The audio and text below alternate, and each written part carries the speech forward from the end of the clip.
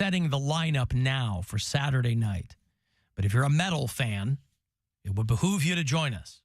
It'll be another 120 minutes of metal, 2 hours to midnight, Saturday night on the Buzzard. And if you're in a band, you want to submit a request to htm@wmms.com is that email. Tomorrow, Bridget Linton is going to join us. She's going to sit in for Mary. She's kind of a Jane of all trades, right? She's a host with the Browns. Yep. She's a former Miss Ohio Teen USA. She's an alumna of the University of Akron. And I've never met her. But I'm excited to meet her tomorrow. So she'll be in here to hang out. I bumped into her on Saturday night. She had gone to the Cavs preseason gala thing that they had. And we were at the 9 together. And it was like, oh, hey, I haven't talked to you in a while. And she's great. So yeah, I'm excited to the have show. her in tomorrow. Yeah, that's great. Chelsea Handler will be back on the show on Thursday. She's coming through to do that thing at Playhouse Square. She's on her Little Big Bitch tour. I think, what is that, Saturday, right? Saturday night. It's Chelsea Handler. Sorry, Friday night. Oh, Friday. She's at Playhouse 20th, Square. okay. Yeah.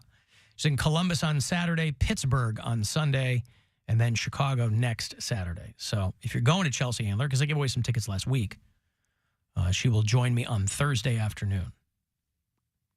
Who else is on this week? Kelsey Cook. I'm hoping she'll be in here. That'd be great. I love Kelsey. I've had her booked for a while, but she really blew up since the last time she was here. So usually, I don't think her shows have sold out yet, and that usually is a good sign for them coming by.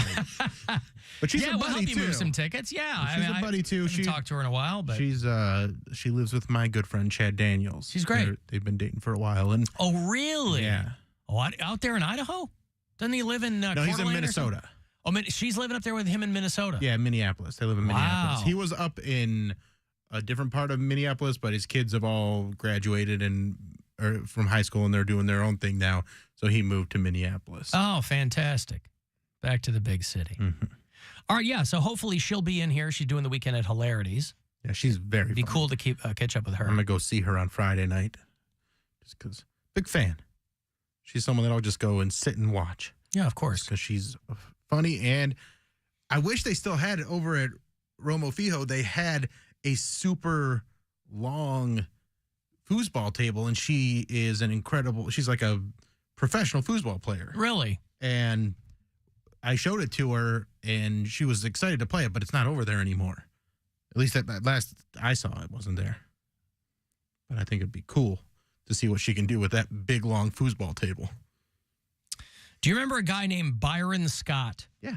He used to coach. He was the head coach of the Cavaliers, I think maybe when I first got here. He was only here for a couple of seasons, but he had an assistant coach at the time, the Cavaliers, a young guy named Nate Tibbetts.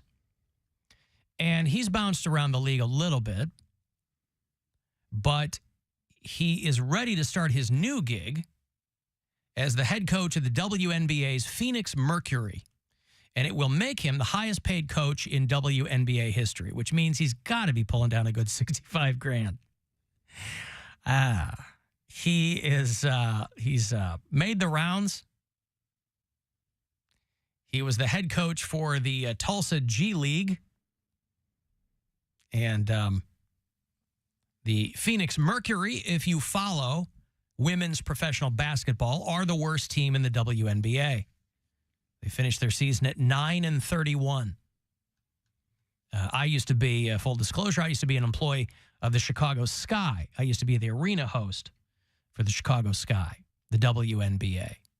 And it was a real eye-opener, that WNBA vibe, because cities are different, of course. You know, there's some cities that embrace their teams more than others. I think the Sky have been around for so long now that they've really...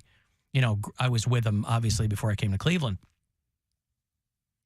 But there are some teams that just don't get anybody. And so I don't know what Phoenix Mercury attendance was, but granted, when the Chicago Sky arguably played in an arena that was too big for them, but they were paper in those games. But they were really fun because it was kind of guerrilla warfare, getting people to come out to the friggin' suburbs. When I started with them, they were still in the city. And they moved out to the suburbs to a much bigger venue to play basketball. So it was a real, you had to work to get people to come out. But this guy, Nate Tibbetts, who used to be an assistant coach for the Cavaliers, is going to be the new coach of the Phoenix Mercury. It doesn't say, though, what they're going to pay him. He was trying to become the Cavs head coach. That's when they hired John Beilein. Turned out great. Remember John Beilein? This was a guy who was a legend at the University of Michigan. And I don't know if he had ever dipped his toe into the NBA. A lot of college coaches will spend some time in the NBA and they'll go, nope, I like college ball. You can mold these young minds. I'm not dealing with a bunch of egos and superstars. I can make way more money. I'm a god on campus. You know, Tom Izzo at Michigan State University, where my older kids go. This guy's been offered every NBA head coaching gig in the league. He's like, nope. Izzo's name was in the mix, too, for the Cavs thing. But this guy, Nate Tibbetts, wanted to be the head coach of the Cavs, and they grabbed John Beilein. And he lasted 54 games until he bowed out and said, I'm not the right guy for this. Did you watch the guy from the A's retire and call out the owner of the team? No. So there's this dude who is, he spent maybe 16 years in the league. He got drafted when he was 18 years old. He's a pitcher for the Oakland A's, and I think it's a fait accompli pretty much that they're going to move to Las Vegas. Trevor May is a pitcher for the Oakland A's, and he announced his retirement. He's only 34 years old, but he does a lot of other stuff. These sports guys can really kind of have their run of the place if they want to. There's a lot of opportunities for former athletes now with streaming and hosting and whatever. And that sounds like what this guy, young dude, good-looking guy, but by his own admission, he doesn't have a lot going on. He's like, I'm not super close with my family. I'm not super close with my siblings. I don't have a ton of friends. I think he's a married guy. But John Fisher is the guy who owns the Oakland A's, and obviously there's a lot of people pissed off at him because he's going to move the team to Vegas so he can make even more money. And he's just a rich kid. His dad founded The Gap. And so I don't know what John Fisher has done, but he's using his family money. He owns a soccer team. I think he's part owner of the San Francisco Giants. And so this Trevor May, I guess, does a Twitch stream or something. And so he was making the announcement that he was retiring and then went on about John Fisher. Sell the team, dude. Let someone who actually, takes pride in the things they own something. There's actually people who give a shit about the game. Let them do it. Take mommy and daddy's money somewhere else, dork. Do what you're going to do, bro. You're whatever. You're a billionaire. They exist. You guys have all this power. You shouldn't have any because you haven't earned any of it. But anyway, whatever. It is what it is. Reality is you got handed everything you have. And now you're too soft to sit and stand in front or take any responsibility for anything you're doing. Yeah, whatever. Oakland is Oakland. You can make all the cases. It's not a great city, blah, blah, blah. But you're putting hundreds, if not thousands of people out of work that have worked somewhere for decades. I mean, he's not the first guy to say John Fisher's a putz, but... Damn. He let it rip. Well, I mean, if you're going to retire, it's not like you got to worry about burning any bridges, I guess. Right. You're done. Yeah. Some people want him to sign a one-day contract with the Twins so he can retire as a Twin, since he played for them a couple of different times. I don't think he was with the A's that long. I think, he was... I just gave you a little bit there, but the whole stream was him talking about how, he never really dug going to spring training, and he was never excited for spring training just because of the way that the team was run and blah, blah, blah. But he played for the Mets, and, he made a little bit of money. But he was getting hurt, too. So I think he saw the writing on the wall and started focusing more on some esports stuff. But I think that's when it's all over for us in showbiz. I think that's what Poundcake should do. Esports? Do a big video about Bob iHeartMedia. Sorry, Dave iHeartMedia. I got money to give to you here. It is $1,000. It's courtesy of the Buzzard bookie. So listen closely and good luck. This is your chance to bet with the Buzzard Bookie and win $1,000 now. Enter this nationwide keyword at WMMS.com. Grand. That's grand. Enter it now at WMMS.com. It's a story that Gwen sent me. She goes, you should make sure the Poundcake sees this. Some people who have found what they call a large 8-eyed creature with, quote, wiggly genitalia. Wiggly. It's a new species of spider. Just kill me. Why? Why do I have to live in a world like this? This is what I'm talking about. Nature's an amazing thing. It's not. Everything wants to kill us. Yeah, we're on its land. Nah, take me. Well, we're on everything's land. I didn't ask for this. Now, this is in Taiwan, so that should probably assuage your concern a little bit. That's why it's got that wiggly genitalia. Yeah, that's right. And so these people who are out there studying, studying these forests or whatever, I guess they published a study where they believe they've discovered a new species. 5 very large spiders that live in tree holes. So very large as in bigger than like a tarantula. Yeah. Yes. So this like a size of like a rabbit or something. Well, they say they consider it large. They say that the normal wolf spider is about 1.5 inches long, and this is bigger than that.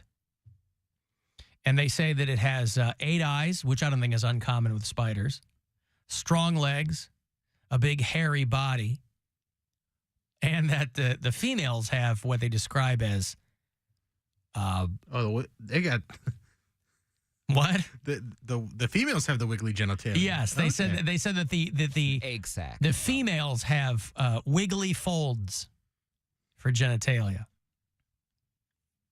Going wiggly through the folds car at the wash. Agora on Friday night. See, I don't want to go overseas. There's so much scary stuff overseas. Well, you're probably not going to find. I imagine if you went to Taiwan, you wouldn't be camping in the forest. Yeah, you don't have to worry about the Arby's spider. The Chick-fil-A locust. Yeah. Oh, Get me! It flew right out of my sandwich. This spider's got the meats, you know. Got the wiggly, floppy meats. Yeah, it's pretty wild. There's no pictures of it yet, is there? Oh, yeah. Oh, yeah. But, I mean, the headline, obviously, they go right for the, here, I'll bring it up here, Bill, so he can see it briefly. It's on delay. I don't have that thing hooked up. Oh, yeah, I'm sorry. I'll show it to you. The tree-dwelling wolf spider. And Okay, get it off the screen. Get it off the screen. Oh, God. okay, all I gotta right. Click it off. Good grief. I don't even You know. Maybe scared that of was them just wiggly folds? Maybe that was just a regular spider. I don't know, because we're on a delay, so I don't think I've seen that one yet. But it was just, ugh. Well, I hope you realize I'm trying to engage in a little bit of aversion therapy here, too. Maybe the more of these you see, the less you'll be freaked out. No? I've seen them. I've seen them my whole life. You've never seen a Taiwanese wolf spider with wiggly genitalia. No, I haven't seen that. Alan Poundcake doesn't have to live in a world like this, if that makes him feel any better. I don't care for that kind of language. I see what you're doing. I see what you're doing. Alan, the highest paid coach in the WNBA, is a guy. Yeah, that wasn't lost on me. I mean, but there are a lot of very upset about it. There are a lot of guy coaches too in the WNBA. That's just what it is. Joe Dumars, I think, was the coach of the Detroit team for a while. I don't know if he still is, but when I was with the Sky, we had a female coach, female owner, female coach.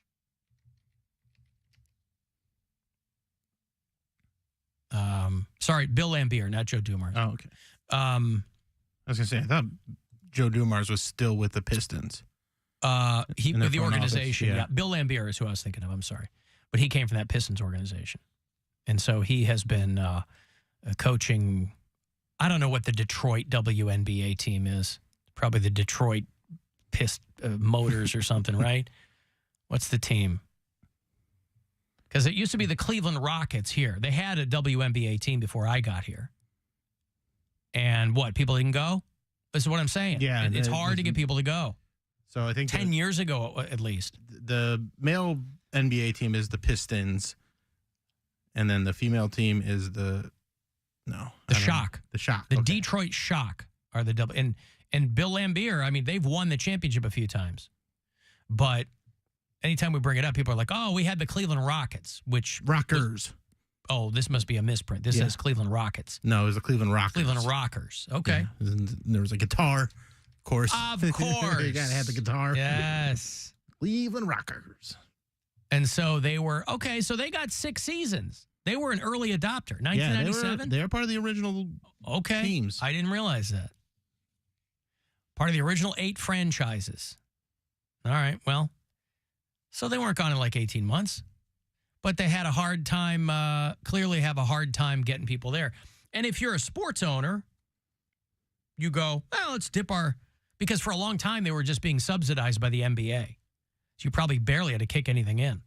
Because the NBA was paying all the salaries and nobody was getting rich in the early days of the WNBA. But they lasted 7 seasons here. So, and then the Houston Comets were right behind them. These franchises folding. But you gave it a shot. Try to get people to women's basketball. To no avail. Or to only 5 seasons of avail. Is a funeral where I don't know if the woman didn't have a lot of friends or what, but a woman said that she was going to give away her car to one person who attended her funeral. This is an Oklahoma woman, and her last wish was to raffle off her car. It was put in her obituary, and the funeral was packed, as you might have guessed. Diane Sweeney died. She had a 2016 Volkswagen Beetle. And a local high school girl won it. So the lady's like, I'm going to die. I want somebody to have my car. We're going to hold a raffle. It was like a white Volkswagen Beetle. So a whole bunch of people that she didn't know. Imagine you're one of her family members who wants the car. You're like, I was going to go anyway, and I feel like I should get that car. This sophomore got your car, Aunt Diane. The seats were full. Family, friends, and people that the family didn't even know or recognize. They just said that their mom liked people. Oh, can you imagine that? A mom that likes people? Liking people. Everyone who attended was put into a drawing, and one winner was chosen. Gabriella Bonham is a 16-year-old girl who's now driving this dead woman's car. See, the kicker would be if a woman hid something in the car. Like it was just a long con. Like the doors to get somebody in trouble? Yeah, doors are full of cocaine. And this girl's driving but if you find it around. before the cops do, you can double up down and move that weight. Huh. They're in high school. Upgrade your car. Yeah. We were all very surprised. I was just standing in the middle of the room with my parents around me, and they were trying to figure out what I was so excited about. I'm just really excited to have a reliable car that I can, start out my life with, and it's just a dream first car for me. Yeah, for a high school girl, that's probably a cool car. I wonder how many miles are on it. Oh, there it. Well, that's why. It's almost done. It was only 2016. You know how they say a lot of old women, they have low mileage on their cars because they barely took it anywhere? Yeah, they just drive it to the grocery store and back. Apparently, this woman drove it everywhere. So she's gifting a car that has 482,000 miles on it. Boy, that's so many miles. I'm kidding. That seems like a lot. That seems like too much. That can't be right. I fell for that hook, line, and sinker. That can't be right. I feel like I've been sorely misinformed. Hey, do you like Matt Skiba and the Al Kaline Trio? They're back on the road. I don't know that they've done... Well, he was doing the Blink-182 thing for a while. Their new album dropped today. Oh, yeah. The new Blink. The first one with the OG cast in 13 years. But the Alkaline Trio is coming back on tour and coming to Cleveland if you want to go see them. It's not till March. They're going to play the Agora on the 8th. But I'll have a couple of passes for you coming back. 35192 on a text for anything else you can watch if you like at AlanCoxShow.com. The Alan Cox Show.